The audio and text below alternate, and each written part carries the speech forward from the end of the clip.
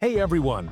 Before we dive into the latest updates about the Golden State Warriors, make sure to hit that subscribe button and drop a like to stay updated with all the latest news. Jimmy Butler leads the Warriors into a clash against the Magic. Jimmy Butler and the surging Golden State Warriors are set to embark on a 5-game road trip, kicking things off with a matchup against the Orlando Magic on Thursday. The Warriors have been on an impressive run, winning 6 of their last 7 games since acquiring Butler, a streak that has propelled them up to the 8th spot in the Western Conference standings. They now trail the 6th-seeded Los Angeles Clippers by just half a game, putting them in prime position to continue climbing the rankings. In their latest outing, a dominant 128-92 victory over the Charlotte Hornets on Tuesday night, Butler contributed a modest 6 points, well below his average of 18 points per game since joining the team. However, his impact on Golden State has been far greater than just scoring. His leadership and defensive presence have played a crucial role in revitalizing the squad. Golden State head coach Steve Kerr acknowledged the team's recent success, but remained focused on the long road ahead. "Obviously, we found something that works, and it's really exciting," Kerr commented after Tuesday's win. "But we can't get too ahead of ourselves. We still have a lot of work to do, with 24 games remaining in the season. Our goal is to keep climbing the standings, and that means staying locked in and keeping up this momentum."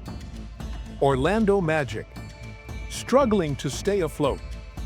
While the Warriors have been ascending, the Orlando Magic have been experiencing the opposite trajectory. At one point, Orlando held a strong 17-9 record and occupied the 3rd seed in the Eastern Conference.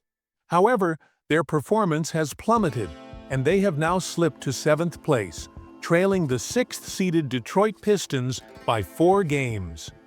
The Magic are coming off their most demoralizing defeat of the season, a brutal 40-point loss at the hands of the Cleveland Cavaliers on Tuesday night. Star forward Paolo Banchero summed up the situation bluntly. "We got completely run off the floor. It's as simple as that." Orlando's struggles have been exacerbated by injuries. Banchero missed a significant portion of the season due to an oblique injury, and the team also suffered a major setback when forward Moritz Wagner tore his ACL just before Christmas. Additionally, guard Jalen Suggs has been sidelined for the last 13 games due to a lingering quad injury. The Magic have struggled without him, posting a 9-16 record in games he has missed this season. Despite the adversity, head coach Jamal Mosley remains determined to right the ship. "We'll practice hard tomorrow, push ourselves, and compete," Mosley stated. "We need to figure out what adjustments we can make before our game on Thursday. Our focus is getting back to the fundamentals, playing simple, physical, and aggressive basketball, which is what defines Orlando Magic basketball." Banchero continues to be a key player for the Magic, averaging 23 points per game, ranking 2nd on the team. Despite their offensive struggles, Orlando ranks last in the NBA in scoring at just 103.9 points per game. They have maintained their defensive prowess, allowing only 105.5 points per game, which is the best mark in the league. Further complicating Orlando's situation, guard Cole Anthony hyperextended his left knee during the game against Cleveland and was scheduled for further evaluation on Wednesday. His availability for Thursday's game against the Warriors remains uncertain, as he has been listed as questionable. Warriors continue to gain momentum. Golden State's depth has been one of its biggest strengths this season. Even in their win over Charlotte, they were without forward Jonathan Kuminga, who is currently dealing with an ankle injury. Despite his absence, the team performed exceptionally well, with multiple players stepping up.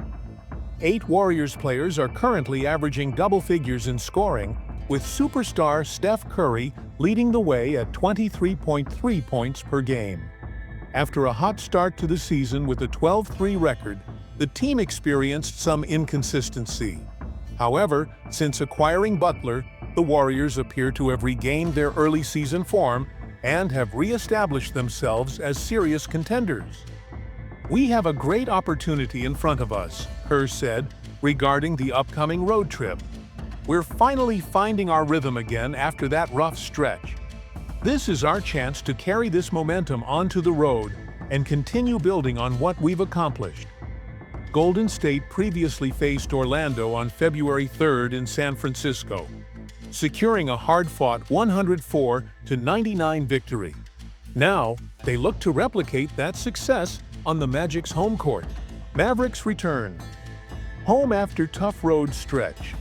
After an exhausting two-game road trip, the Dallas Mavericks, 31-28, returned to the American Airlines Center to face the struggling Charlotte Hornets, 14-43.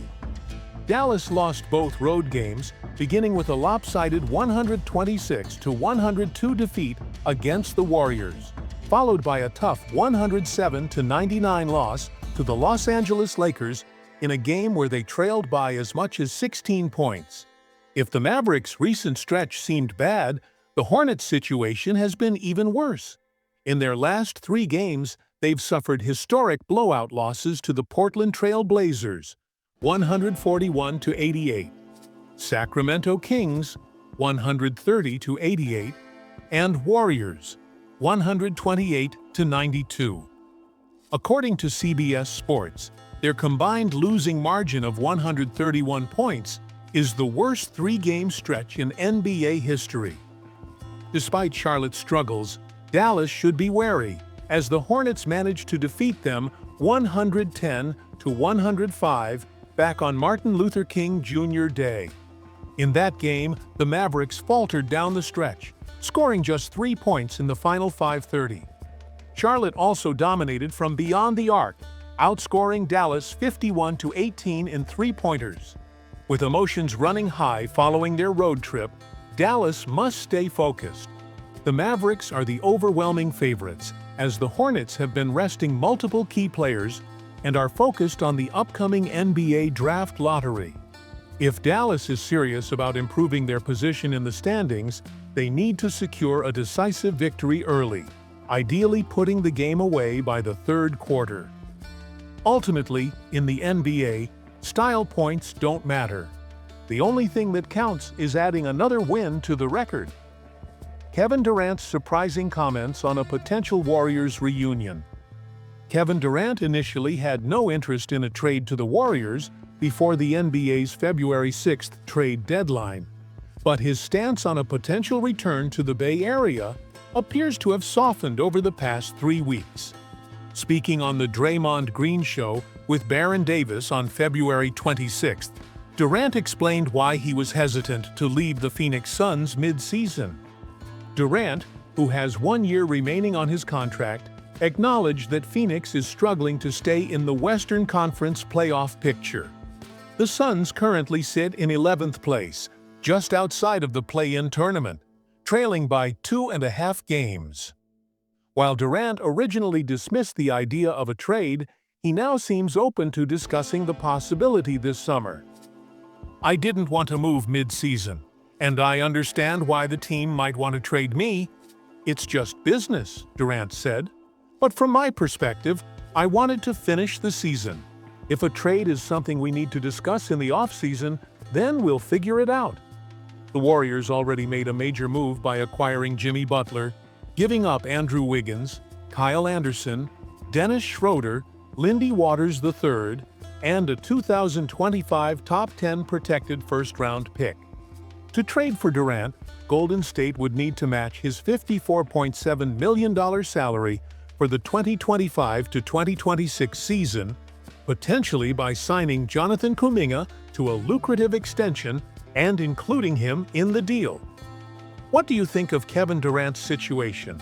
Share your thoughts in the comments.